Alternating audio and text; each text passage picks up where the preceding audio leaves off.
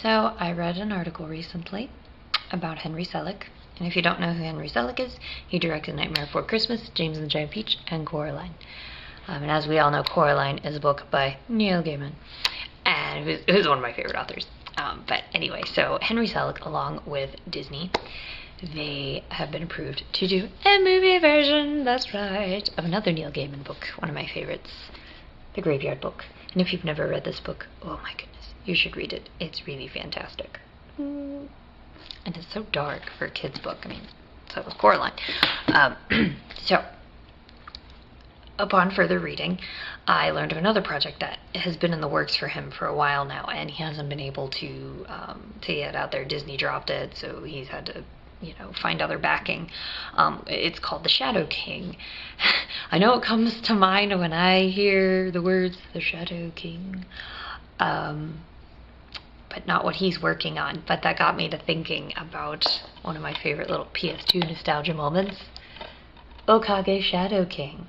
If you've never played this game, it's been out for a long time now, so if you've never played this game, go dig it out of wherever you have it buried in your stash of PS2 games from way back when. If not, go to GameStop if you're up in Ohio, Kentucky, find a game swap, and find this little gem. It's so much fun. It's basically an RPG, and you play as this little boy, Ari, and he has this crazy wackadoo family. His dad works at this historical society kind of thing. His mom, she's like this little endearing 50s housewife kind of character. His sister's crazy. She's so self-centered and annoying, as every sister in these circumstances should be. The grandparents, they're so weird. Okay. they're amazingly weird. So one day, and it's just kind of this, it's very nonchalant. It's not a big deal. It's like, you go into the kitchen where of course the mother is, and it's like, what is that on the table? So your father, he's like this amateur little, archaeologist or whatever, finds this bottle and thinks, oh well, suspicious looking bottle, let's take it home. So he takes it home. So it's sitting on the kitchen table, and it's like, don't worry about it, whatever. So anyway, continuing on a little bit through the game, you're exploring whatever, and oh my gosh, they live in this creepy house. I mean, this house is so cool.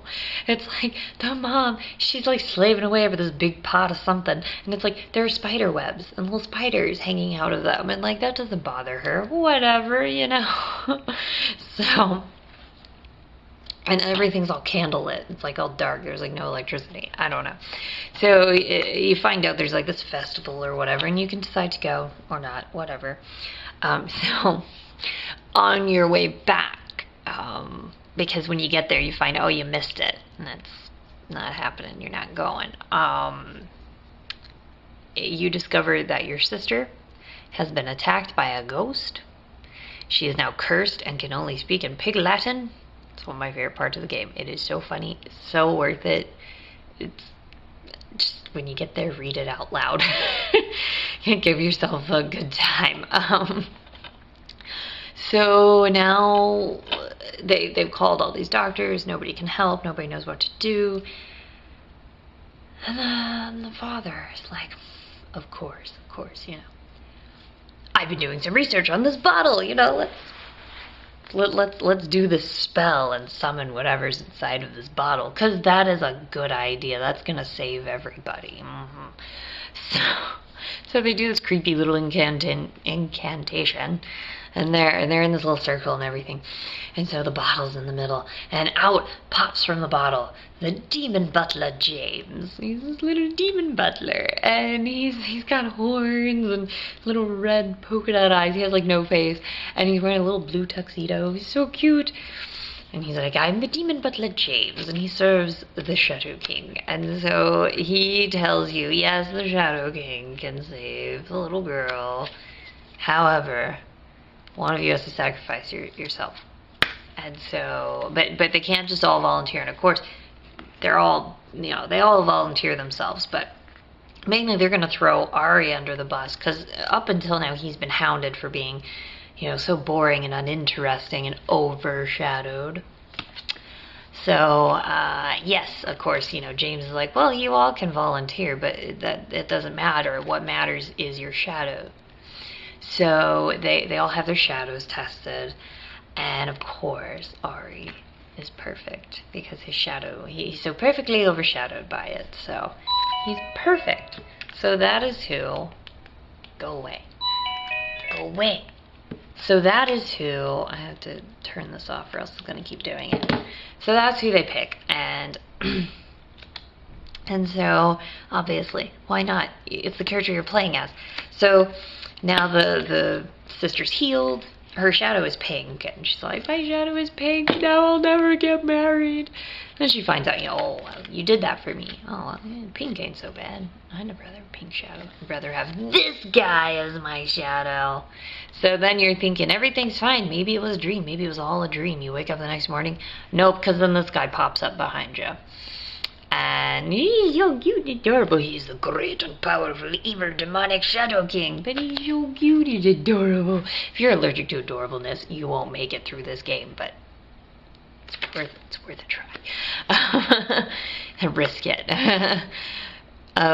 So he's your constant companion now. And so you go on these little adventures, and of course you find out there are these other shadows. They're claiming to be the Shadow King. And no, he is the Shadow King. And so you have to go find out what's the skinny. So it's a lot of fun. You get to go into these creepy little dark places, fight ghosties, and it's so much fun. I love the little graphics. They're so adorably primitive. They're so cute. Yeah. 4 out of 5 bats. One of the things that kind of was a big bummer for me was the girl, the love interest you think you're fighting for, because the mother tells you, you're going to like find the woman of your dreams, and turns out, when you were overshadowed and uninteresting, she adored you, and obviously you were too shy to even talk to her. You wouldn't have known that.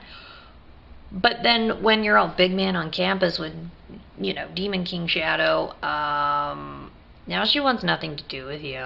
She's like, I can't go and buy shoes now when we're married because you'll complain about it. And this game is so random. So she's all like, I'm done with you. And this is after your mother gave you her little antique music box. Give this to the girl you love as a token of your affection. And she's all like, screw her. You got the Shadow King, for a shadow now. So go out and have some adventures. So yeah, as I said, 4 out of 5 bats. And oh my gosh, I have to go play it now. I told you, it's so cute. It's so cute. Please check it out. Or if you have it, recheck it out.